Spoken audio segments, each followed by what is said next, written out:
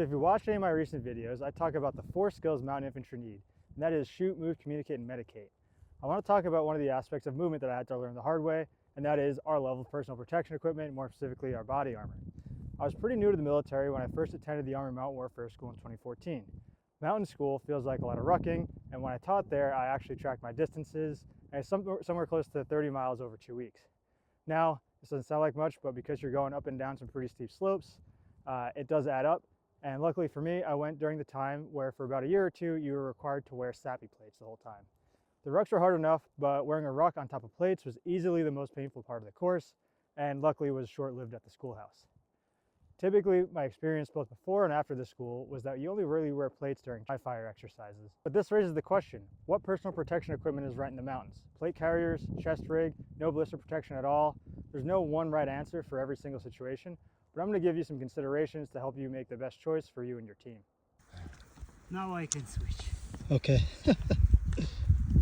First option is wearing front and back plates, which obviously we gain the most protection, but we lose some mobility. Not just the ability to physically move, but also how far we can move when wearing a heavy ruck. Remember, a standard issue level 4 SAPI plate weighs around 7.5 pounds, so that's 15 pounds for a set. And it depends on the specific ruck, and everybody's body's different, but for me, any ruck over 40 pounds really presses on the back plate, which then presses into my spine. In addition, the back plate pushes the pack farther away from the back, making the weight even feel heavier. And when you clip the hip belt, it rotates the top of the pack even farther away from the back. So I consider rucking long distances with heavy weight while wearing a back plate in the same category as shooting with no hearing protection. I've done it before, and I'd only do it again if I absolutely had to. But because the pressure on the spine is probably going to cause some temporary or permanent spine damage over a long period of time, and those that have done it before would probably agree with me. The other consideration about wearing front and back plates is how you wear them. If it's winter and you're wearing them over a jacket, there's 2 problems with that. The first one is it compresses the insulation, which makes the insulation less effective because it relies on capturing the air that's warmed by your body. With no air pocket, the insulation isn't doing its job. The other thing to think about is when you wear it over the jacket is hard to take on and off, or unzip to dump heat and re-zip to contain heat. We can just take off our plate carrier when we're moving and put it back on when we think we need it, but then we lose the accessibility of all of our gear.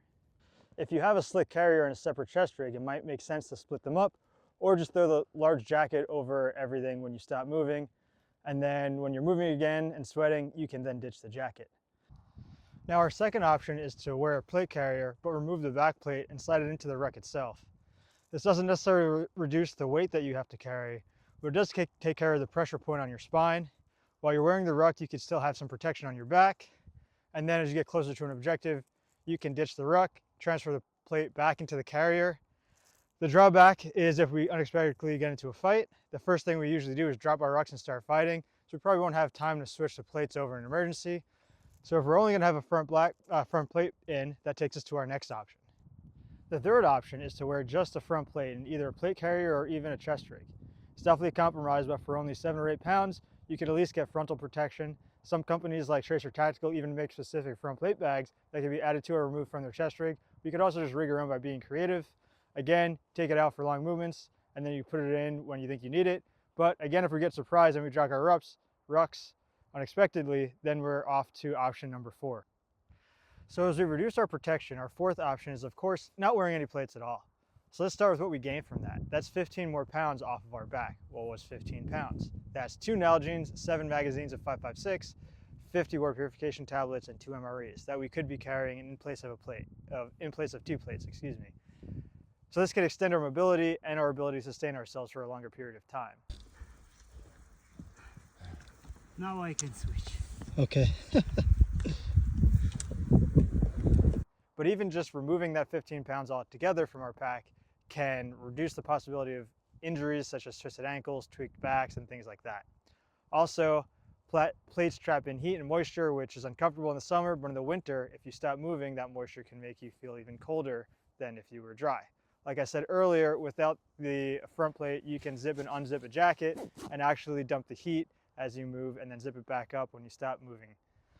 Well, what's the actual trade-off of not wearing plates? Plates primarily protect your thoracic cavity from the front and back, but what's exposed in different firing positions. In the prone, you can see plates aren't really doing much to protect you from the front. In fact, the helmet would probably add the most protection in most of these firing positions, which we'll talk about in the future.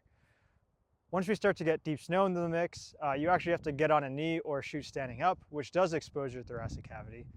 But if we're in a forest or rocky terrain, we'll have trees and rocks to get behind to protect us from direct fire. Now, if your main concern is fragmentation from artillery, suicide drones, and stuff like that, maybe you want to consider that extra weight, or maybe you want to carry an e-tool and some empty sandbags, that way you can dig in, and that might get you more protection versus savvy plates. So how do we make this decision? This all goes back to mission analysis and mission planning. What's the situation in the situation paragraph of an op order? What's the MET-TC, mission, enemy, terrain, and weather, troops, time, and civilian considerations? Most of these questions are going to be answered by your specific mission, but what we can do is look at the terrain and weather and analyze that using the acronym OACOC. That's right, this whole video was a trick to talk to you about OACOC. So let's say we're tasked with securing a cell tower in a saddle leading into town that's about 5 miles away, uphill from here. The O in OACOC stands for observations and fields of fire. You can see from behind me we're in a dense pine forest and it's snowing, so visibility isn't very far, maybe a couple hundred meters, which means we can't get shot at by someone that's very far away, and vice versa. This means maybe we can go undetected as we move and decide on our own terms when and where we want to fight. Let's keep that in mind. A is for avenues of approach. We have a few roads here and there that we can avoid, and there's no obvious trail system in the woods, so we'll be breaking trail the whole time. K is for key terrain, which would really just be the top of the hill where the cell tower is located. And if we're worried about it being dangerous up there, maybe we'd look at if we need to go to the very top that's identifiable on a map, or if we could find somewhere that's close by where we can still control that area.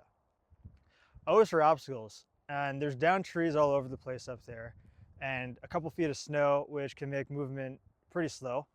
Also, we're moving uphill, which makes us even slower. But overall, there's nothing really that prevents us from moving anywhere we want. It's just going to be physically exhausting. And the last C is for cover and concealment, which there's going to be a lot of big trees and rocks along the way. We'll have plenty of cover and concealment, but also so will anyone that we're going up against. Also, the snow-covered pine branches would make it hard to spot anyone with a small quadcopter, even if it has thermal camera, because of how well the snow is covering the branches. So the whole point of this terrain analysis is to analyze how the terrain is going to affect both you and the enemy.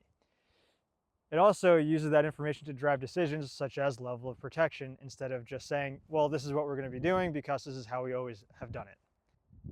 So let me know your thoughts on this. What's the farthest you've rucked and the heaviest weight that you've rucked with plates in? And is 15 pounds a lot of additional weight on your legs when you're moving uphill? And if anyone can think of any possible way to take 15 pounds off our legs as we move, shift it maybe somewhere else on our body, let me know. Thanks.